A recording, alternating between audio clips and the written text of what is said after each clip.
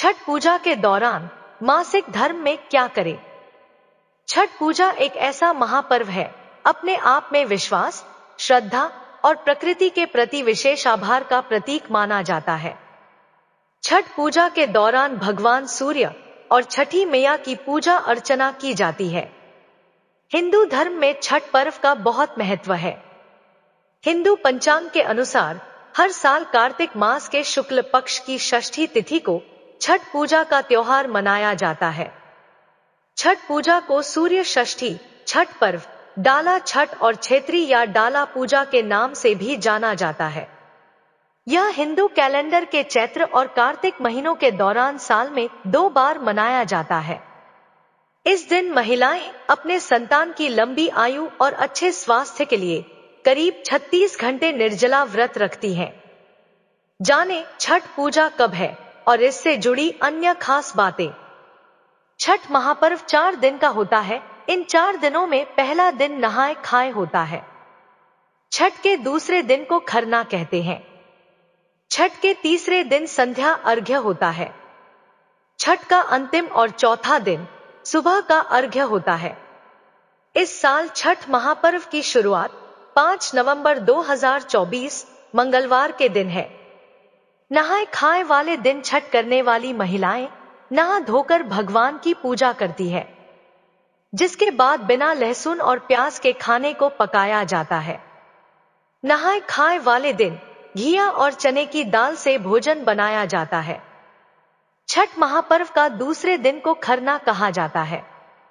इस साल खरना 6 नवंबर 2024 बुधवार के दिन है।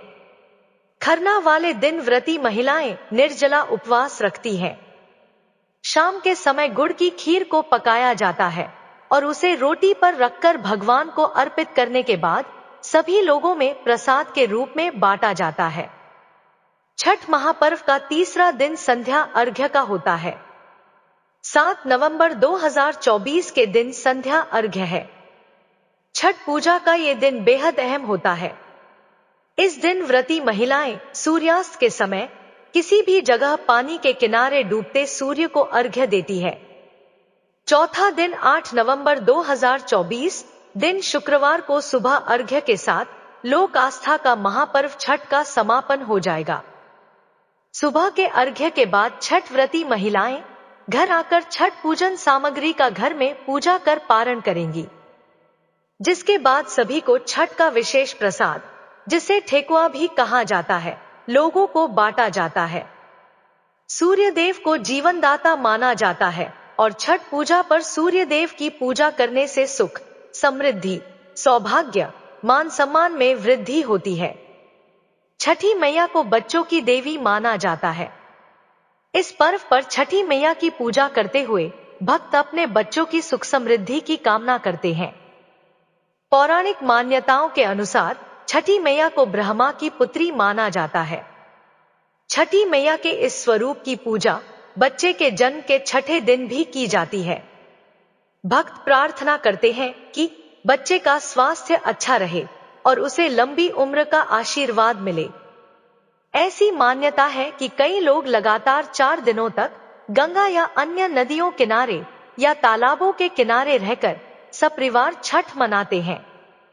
वहीं कुछ व्रती सिर्फ 2 दिन, संध्याकालीन अर्घ्य और प्रातःकालीन अर्घ्य के दिन क्रमशः शाम और सुबह में घाटों पर जाते हैं। ज्यादातर लोग गंगा किनारे व्रत मनाने को प्राथमिकता देते हैं। इसके लिए कई परिवार सुविधानुसार गंगा किनारे रिश्तेदारों, दोस्तों या परिचितों के घर में भी जाकर छठ मनाने की प्राथमिकता देते हैं। इस पूजा के करने से लोगों की कामनाएं पूरी होती हैं और घर में सुख समृद्धि का वास होता है। छठ पूजा के दौरान इन विशेष बातों का ध्यान रखना चाहिए। इस दौरान अपने घर की साफ सफाई रखें। रोजाना अनुष्ठान को शुरू करने से पहले सुबह जल्दी स्नान करें। नहाने के बाद नारंगी सिंदूर लगाएं, जो व्रती महिलाओं का पहला और मुख्य संस्कार माना जाता है। भोग प्रसाद बनाते समय साधारण नमक का प्रयोग ना करें, सेंधा नमक का ही प्रयोग करें। इस दौरान शराब और मांसाहारी भोजन का सेवन ना करें। तामसिक भोजन जिसमें प्याज और लहसुन शामिल हो, उसका सेवन भी इस दौरान वर्जित माना गया है। पूजा करते समय भगवान सूर्य और छठी माता को दूध अर्पित करें। रात्रि के समय व्रत कथा पढ़े या सुने, क्योंकि यह छठ पूजा के दौरान जरूरी होता है। पूजा के लिए फटी या इस्तेमाल की हुई टोकरी का प्रयोग ना करें। प्रसाद को सबसे पहले भगवान सूर्य व छठी माता को अर्पित करें। इसके बाद व्रती फिर परिवार के अन्य सदस्य ग्रहण करें। अब जानिए छठ पूजा के दौरान पीरियड में क्या करना चाहिए। यदि किसी महिला ने छठ व्रत का पालन करना आरंभ किया है तो इसे हर वर्ष करना चाहिए। यदि छठ पूजा के समय पीरियड्स आ जाते हैं तो कुछ महत्वपूर्ण बातों का ध्यान रखना आवश्यक है। यह मान्यता है कि पूजा में शारीरिक और मानसिक शुद्धता आवश्यक होती है, तभी छठी मैया प्रसन्न होती है। यदि पीरियड्स शुरू हो गए हैं तो आप निर्जला व्रत को जारी रख सकती हैं, लेकिन पूजा की सामग्री को छूने से बचें। पहले, दूसरे या तीसरे दिन अर्घ्य देने से बचें और इसके बजाय घर के किसी अन्य सदस्य से अर्घ्य दिलवाने का प्रयास करें। महिलाओं के पीरियड्स के समय पूजा पाठ करने की मनाही का कारण प्राचीन परंपराओं में निहित है। यह माना जाता है कि इस अवधि में महिलाओं के शरीर में विशेष प्रकार की ऊर्जा उत्पन्न होती है, जिसे भगवान भी सहन नहीं कर सकते।